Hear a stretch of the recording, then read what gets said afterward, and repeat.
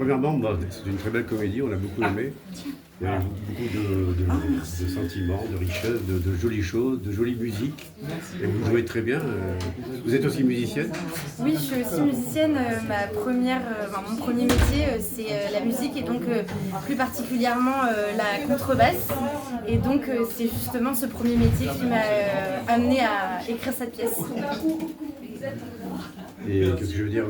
Donc c'est inspiré d'une histoire vraie? Oui, tout à fait, c'est inspiré de mon histoire, exactement. Bon. Merci beaucoup déjà de ce détail, c'est ce qu'on voulait savoir premièrement. Oui, avec plaisir. Donc qu'est-ce qui a provoqué ces troubles de sommeil au moment, même si vous ne le dites pas dans la pièce?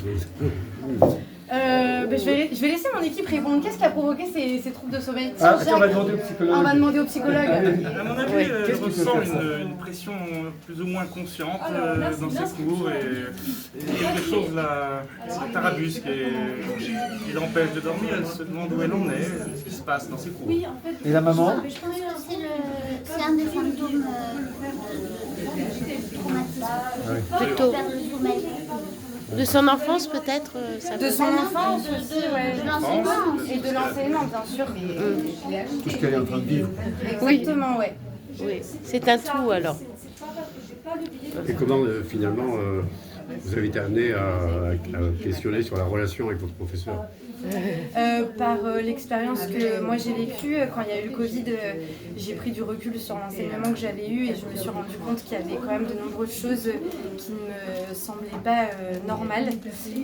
Et donc c'est là où j'ai commencé à en parler autour de moi et en parlant autour de moi, je me suis rendu compte qu'on était nombreux et nombreuses à avoir vécu des histoires similaires et c'est à ce moment-là que je me suis dit qu'il y avait un sujet qui me semblait nécessaire. Donc cette expérience a permis de prendre conscience d'une relation d'emprise Tout à fait. et de la déconstruire. De la déconstruire, oui, complètement.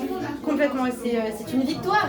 Oui, c'est ça qui est intéressant, elle le dit à la fin, c'est de pouvoir finalement à travers ce témoignage qui est terrible et qui malheureusement est assez courant, d'avoir la possibilité de le dire, que ce soit effectivement une possibilité aussi pour Lara en tant qu'autrice, musicienne et interprète de pouvoir exhorter tout ça.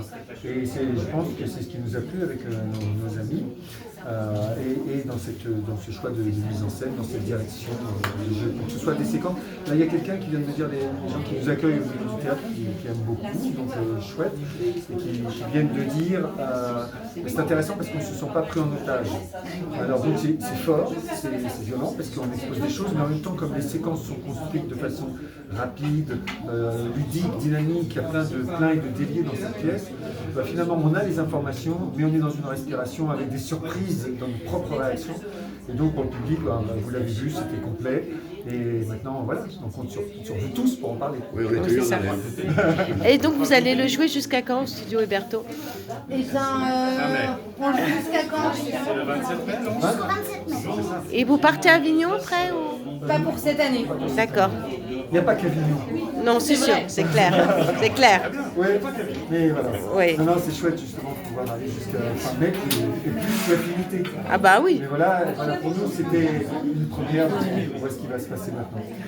Merci beaucoup. Merci, merci.